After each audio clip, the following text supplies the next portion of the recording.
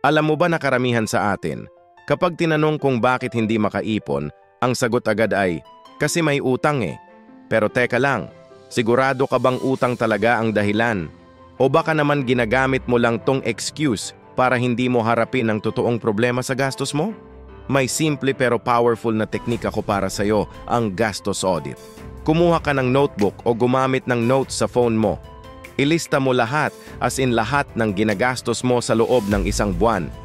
Mula sa kape mo sa umaga hanggang sa mga impulse buy mo sa Shopee. Promise mabubulaga ka sa makikita mo. Minsan, ang akala nating kailangan pala ay gusto lang naman. Hindi ibig sabihin na may utang ka ay hindi ka na pwedeng mag-ipon. Pwedeng-pwede! Magsimula ka sa maliit, kahit 100 pesos lang kada sahod. Ang importante, magsimula ka.